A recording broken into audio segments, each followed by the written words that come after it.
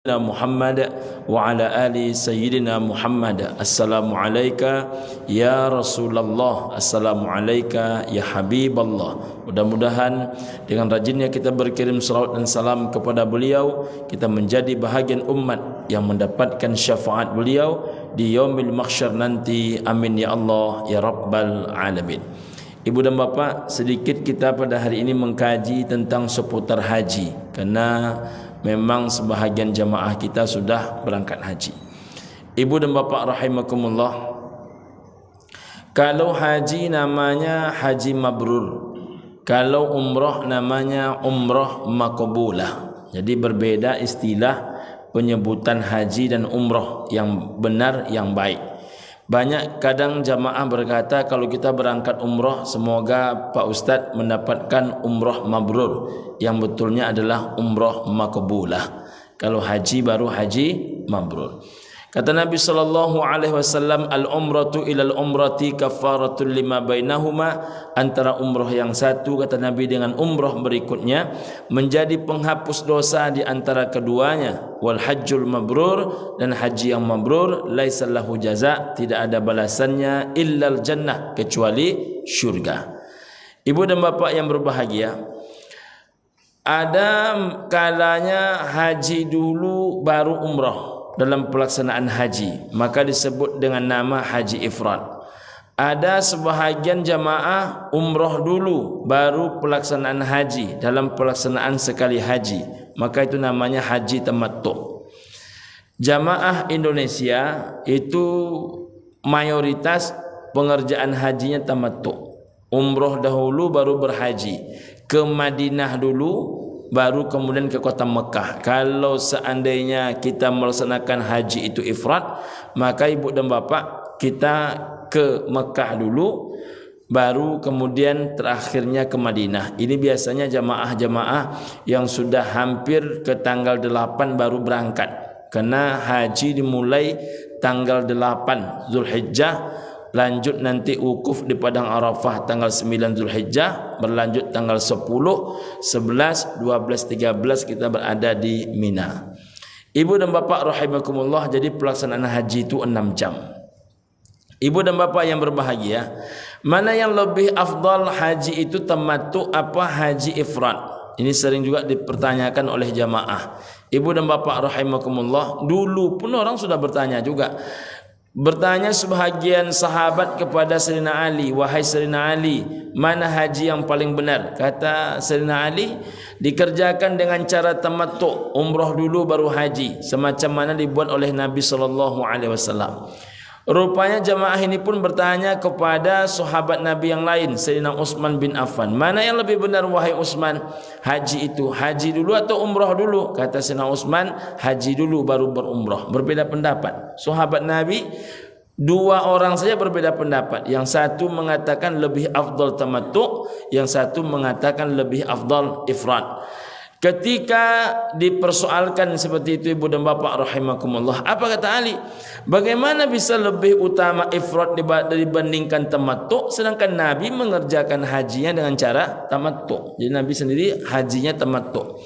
Kata Sayyidina Utsman bin Affan, Nabi memang mengerjakan haji itu tamattu. Mengapa tamattu? Karena Nabi hanya sekali haji. Kalaulah Nabi 2 kali haji, aku meyakini, kata Utsman bin Affan, maka haji yang kedua akan dikerjakan oleh Nabi haji ifrad. Karena tak mungkin yang sunnah mengalahkan yang wajib. Nah, itu begitu cara berfikirnya ibu dan bapak rahimakumullah. Jadi tak ada masalah sebetulnya mau tamattu mau ifrad, intinya melaksanakan haji. Cuman memang ibu dan bapak rahimakumullah, jamaah yang melaksanakan haji tamattu seperti yang sekarang ini, yang berangkat sekarang ini kan tamattu, ini berangkat ke Madinah dulu 9 hari lebih kurang di Madinah, sempat melaksanakan arba'in, solat 40 waktu ibu dan bapak rahimakumullah. Nanti baru pada hari ke-9 atau pada hari ke-10 baru menuju ke kota Mekah Al-Mukarramah. Nah, tetapi pelaksanaan ini kena dam. Jadi Nabi pun kena dam juga dulu. Jadi bukan hanya kita yang kena dam, Nabi pun kena dam. Ada jamaah kadang salah menyimpulkan, dulu waktu kami haji Pak Ustaz kami bayarkan kurban kepada mukimin. Itu bukan kurban, itu namanya dam. Jadi orang yang melaksanakan haji tamattu dia terkena dam. Ibu dan bapak yang berbahagia, agar haji ini menjadi haji mabrur, apa yang harus kita lakukan? Pertama adalah fa'akim niyah, luruskan niat. Bapak ibu yang akan berangkat, sekarang ini banyak cara mau berangkat haji ini. Walaupun ibu dan bapak rahimakumullah, sekarang antrinya jauh lebih panjang, tapi sekarang banyak jalan-jalan yang bisa membuat kita berangkat. Pertama tentu mendaftar normal, nunggu lebih kurang 25 tahun. Yang kedua haji plus biasa. Haji plus biasa dana lumayan besar, tapi menunggunya 6 sampai 7 tahun. Ada yang agak cepat, haji furoda, menunggunya di tahun yang sama. Daftar tahun ini, kalau sekarang daftarnya tahun depan berangkatnya. Tapi kalau daftarnya Januari kemarin, maka berarti bulan ini bisa berangkat. Tapi bayarnya sekitar 300 hingga 325 juta. Nak pakai antri. Ibu dan bapak rahimakumullah, ada yang kadang-kadang memberanikan diri, dicarinya visa menjelang musim haji ini. Ibu dan bapak rahimakumullah, 1 bulan sebelum musim haji, di bulan-bulan Dzulqa'dah, dicarinya visanya visa ziarah, lalu berangkat dia agak 10 orang. Berangkat dia kalau umroh namanya umroh backpacker. Tapi kalau haji tak disebut orang haji backpacker, tapi disebut orang haji ziarah. Banyak orang macam itu Ustaz, banyak juga. Teman-teman saya berangkat juga. Ada ustaz kita juga yang juga pernah ceramah di sini, tapi saya tak sebutkan nama untuk menjaga kode etik jurnalistik. Berangkat juga tahun ini. Saya bilang, "Kemana kandang? Ngurus visa Pak Ustaz." "Ngurus visa untuk apa?" "Saya nak berangkat Pak Ustaz." Jadi urus visanya sebulan sebelum berangkat. Tapi orang-orang yang berangkat dengan cara seperti ini memang haruslah orang-orang yang punya pengalaman, punya penguasaan bahasa, punya juga kemudian fisik yang baik. Karena kami saja ibu dan bapak di pelaksanaan travel umroh tak berani kami melepas yang tua-tua dan kondisinya sakit untuk mengambil program umroh backpacker. Karena itu hotelnya hanya untuk pergi mandi dan ganti bajunya. Jadi istirahatnya banyak di masjid saja. Kalau orang-orang yang tipikal pejuang, itu tak ada masalah. Tapi kalau tipikal manja-manja sikit badannya, itu anda usahlah ditempuh macam tu. Biarlah dimanjakan diri itu dengan harta benda beribadah kepada Allah Subhanahu wa taala. Kembali kepada yang tadi, maka supaya haji ini mabrur ataupun umroh makbulah, kunci pertamanya niat. Luruskan niat.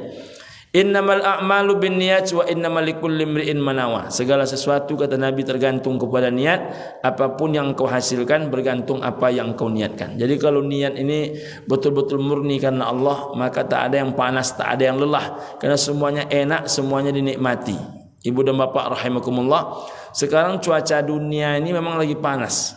Bukan hanya Arab Saudi, Indonesia pun saat ini juga panas. Bahkan Thailand lebih panas dibandingkan kita. Katanya Cina juga lebih panas, jauh di atas kita. Arab Saudi katanya juga berefek panas ini.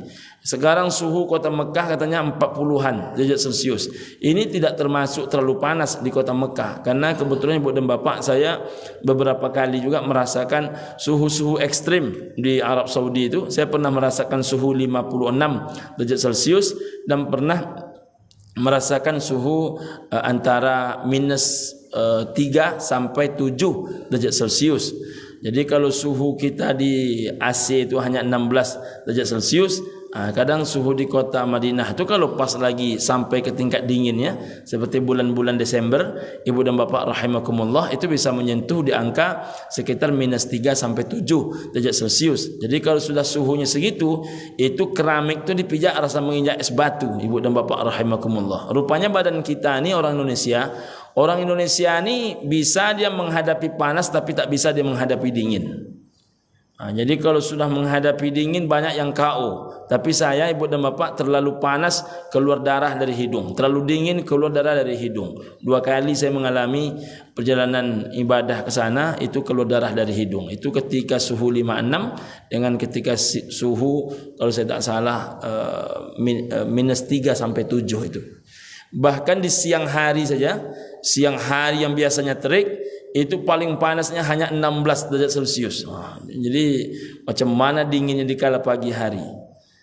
Tapi kalau kita melaksanakan ibadah itu karena Allah, insya Allah semuanya akan terasa lapang, terasa indah. Karena di waktu dingin ada yang mau diceritakan, di waktu panas lain pula ceritanya, lain pula sensasinya. Ketika ramai lain pula sensasinya, ketika sikit orang lain pula sensasinya. Jadi ibu dan bapa rahimakumullah, bagi orang beriman itu semuanya baik-baik saja. Dalam pandangan orang beriman itu yang ada hanya aslah dan solah, yang terbaik dan yang baik, tak ada yang buruk. Apapun yang Allah tetapkan semuanya baik selagi kita memandang Allah itu dengan cara husnuzan, berprasangka baik kepada Allah Subhanahu wa taala.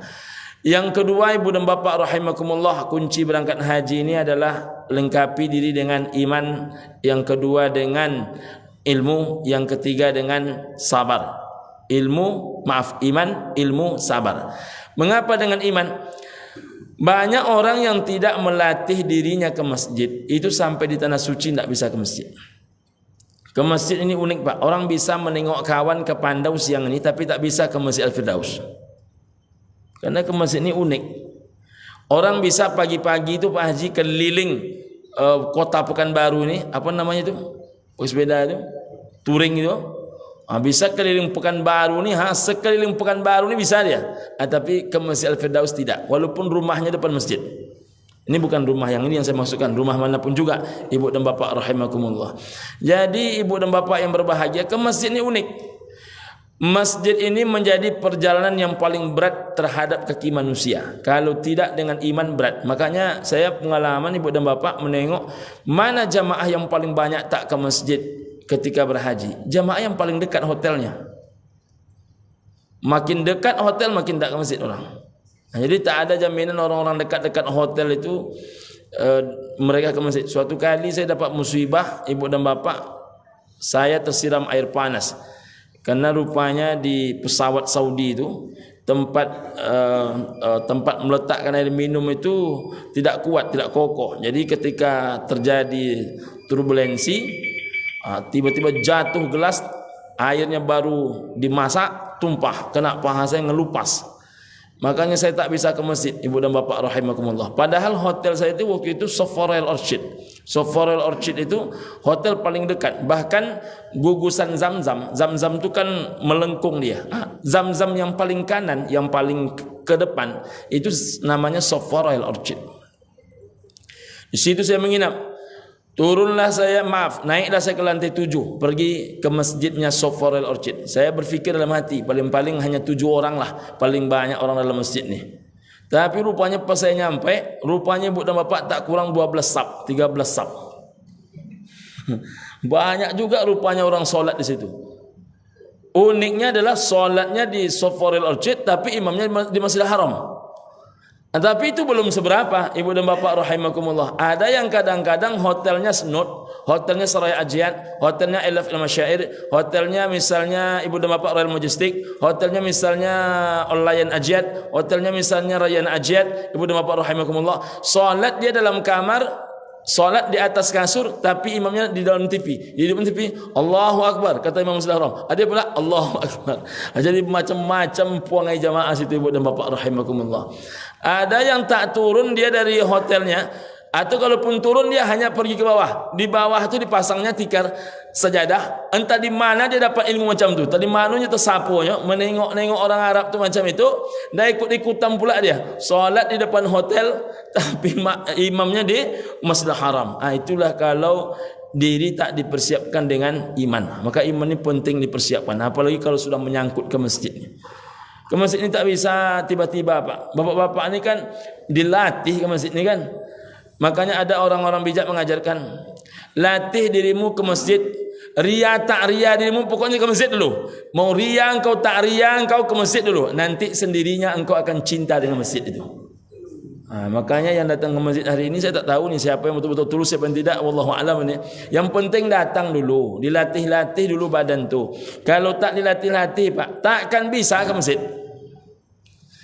Masjid ini tak bisa dengan sendirinya datang. Makanya ibu dan bapak rahimakumullah, saya suatu kali ceramah di Perawang, saya tengok di masjid tu, Di luar ada susunan pengurus. Pengurus masjid A, saya tak sebutkan namanya. Berapa jumlahnya? Saya hitunglah jumlah pengurusnya. 45 orang. Jumlah jamaahnya 7 orang saja, ibu dan bapak rahimakumullah. Saya berfikir kalaulah pengurus masjid ni ke masjid semua, tak perlu jamaah ke masjid, ramai juga ni masjid. Tapi itulah, pengurus pun tak nak ke masjid. Jadi ada orang mengambil SK saja ke masjid itu, habis itu tak nampak lagi masjid. Beruntunglah di Masjid Al-Firdaus ini pengurusnya ramai, jamaahnya ramai. Alhamdulillah. Yang kedua, ilmu. Ilmu ni penting buat dan bapak. Kalau mau berangkat haji, saya menghimbau yang nanti berangkat tahun depan, saya himbau betul-betul, ibu dan bapak rahimakumullah, siapkan ilmu pak. Ikuti manasik tu. Jangan main-main mengikuti manasik. Jangan bapak mohon maaf ada waktu ikut manasik, tak ada waktu tak ikut manasik. Jangan ikut manasik. Takkan selesai oleh ilmu bacaan bapak itu. Mohon maaf saya ini. Takkan selesai oleh ilmu dengar-dengar bapak, dengar-dengar kata si anu, dengar-dengar kata si itu. Tak selesai dia. Ikuti manasik tu. Bapak ikut saja manasik itu tak paham, apalagi bapak tak ikut. Jamaah umroh baru berangkat Agustus akhir. Kami mulai Sabtu kemarin sudah mulai manasik. Ini Sabtu kedua manasik. Setika sekali manasik setengah hari. Nanti Agustus tu banyak juga jamaah tak paham. Makanya saya salut Pak Haji kalau menengok ada travel yang mau berangkat umroh jamaahnya sekali manasik. Sekali manasik langsung terbang. Itu memang payah mencari ilmunya ibu dan bapak rahimakumullah. Karena kita berangkat Agustus, mulai manasiknya hari ini. Tak paham juga jamaah. Makanya manasik-manasik itu ibu dan bapak rahimakumullah, saya tengok mohon maaf banyak yang hanya bercerita. Akhirnya tak paham. Banyak jamaah tak mengetahui ibu dan bapak rahimakumullah. Saya coba cek. Saya melarang keras jamaah mengambil niat di dalam masjid berali. Mengapa tak boleh? Sehabis solat sunat ihram masuk ke dalam bus. Nanti dalam bus saya ajarkan. Pak Ustaz, kami di sini aja lah. Akhirnya kita cekkan. Coba baca tadi. Apa niat yang bapak ibu baca tadi dalam masjid? Entah hapu dibacanya. Rata-rata tu membaca labbaik Allahumma labbaik. Itu talbiyah, bukan niat. Itu karena tak paham tu. Makanya ikuti manasik. Berbeda talbiyah, berbeda dengan niat haji, berbeda dengan niat umrah. Maka kenapa disuruh masuk masjid, masuk bus? Di dalam bus tu bisa kita mendapatkan dua hal. Pertama, Nabi dulu membaca niat memang ketika onta sudah mulai berjalan, bergerak kendaraan baru niat dibaca. Yang kedua, ibu dan bapak rahimakumullah, agar bisa kita bimbingkan. Dibimbingnya salah, apalagi tak dibimbing. Ibu dan bapak rahimakumullah, tawaf. Saya menengok ada pula orang padahal dia pengurus masjid. Ini bukan pengurus masjid Al-Firdaus. Pengurus masjid pergi umrah, video streaming. Bapak ibu seluruh jamaah masjid yang kami cintai, kami sekarang sedang berada di kota suci Makkah Al-Mukarramah, sedang bertawaf. Bagi yang mengaminkan, mudah-mudahan segera berangkat haji ataupun umrah. Amin, amin, amin, kata kawan-kawannya. Yang membuat posting dengan yang mengaminkan sama tak pahamnya. At-tawafu salatun. Tawaf itu salat. Tak boleh berbicara dalam tawaf. Wa may yatakallam la yatakallam. Kalau kalian ada yang nak berbicara, kata Nabi, jangan kalian berbicara. Wa may yatakallam, kalaupun kalian berbicara, illa bi khair, bercakap yang baik-baik saja. Kalau solat misalnya kita boleh mengucap subhanallah kalau imam salah baca. Kalau imam misalnya salah jumlah rakaat, subhanallah. Tapi kalau tak ada sebab, jangan coba-coba mengucapkan subhanallah. Apa pasal? Begitu juga dalam bertawaf, tak boleh berbicara. Tapi kalau imam tu sudah nak selesai dia, dan dikibas-kibaskannya bukunya menunjukkan dia sudah nak selesai, bapak ni menghitung dengan baik. Ini baru putaran yang ke-6. Dibisikkannya kepada pusat, mohon maaf, ini baru putaran yang ke-6. Itu boleh. Jadi sengaja memvideo streamingkan, itu tak boleh. Jadi ibu dan bapak rahimakumullah, tawaf itu macam solat. Batal solat, batal tawaf. Batal wuduk dalam solat, batal solat. Batal wuduk dalam tawaf, batal wuduk. Karena jamaah ini tak paham, pada putaran yang kedua batal wuduknya. Karena dia takut pergi pipis sendiri, dilanjutkan dia. Ya Allah, maafkanlah hambamu ini, kata dia. Sampai putaran yang ketiga, putaran yang keempat, putaran yang kelima, putaran yang keenam, putaran yang ketujuh. Lalu sa'i dia kalau berumrah. Sa'i, selesai sa'i, orang nak tahallul, baru terkata-kata hati dia. Menghadaplah dia kepada ustaz. Pak Ustaz, ambo tadi buang angin Pak Ustaz. Bila Pak? Tadi Pak Ustaz, waktu tawaf nan kedua. La ilaha illallah. Jadi macam mana tu Pak Ustaz? Berarti tidak sah tawaf kedua, tawaf ketiga, tawaf keempat, tawaf kelima, tawaf keenam, tawaf ketujuh. Sa'i apa ketujuh-tujuhnya tidak sah. Macam tu Pak Ustaz. Ini seketiknya Pak Ustaz. Seketik atau banyak tetap tak sah. Akan harus dipaham-pahamkan tu. Makanya mengaji tawaf tu 2 kali pertemuan. Makanya kalau saya menengok travel ni sekali menasik langsung terbang, jago betul itu. Ibu dan bapak rahimakumullah. Maka dipaham-pahamkan mengapa tawaf itu memutar. Mengapa tangan sebelah kanan yang nampak? Yang mana yang mesti dihadapkan? Ini kan tangan. Boleh miring, boleh begini, boleh begini. Bolehkah badan ikut berputar? Itu mesti diajarkan semua. Makanya ilmu itu penting. Saya menghimbau nih bapak-bapak yang insya-Allah bisa dapat panggilan tahun 2024. Saya menghimbau betul-betul ikuti manasik itu dengan baik. Terakhir yang ketiga sabar. Sabar ini penting. Suhu panas, yang dimakan daging-daging yang panas-panas. Kawan kadang membuat kita terpancing panas. Jadi kalau tak sabar, ibu dan bapak rahimakumullah, rusaklah amal ibadah. Muncullah jidal, muncullah berdebat, muncullah berkelahi mulut. Menjadi tak berguna kita beribadah. Na'udzubillahi min dzalik. Itulah gaji kita pada siang hari ini. Mudah-mudahan ibu dan bapak kita semua insya-Allah sampai semuanya ke tanah suci. Amin ya rabbal alamin. Billahi taufiq wal hidayah war ridha minal inayah. Assalamualaikum warahmatullahi wabarakatuh.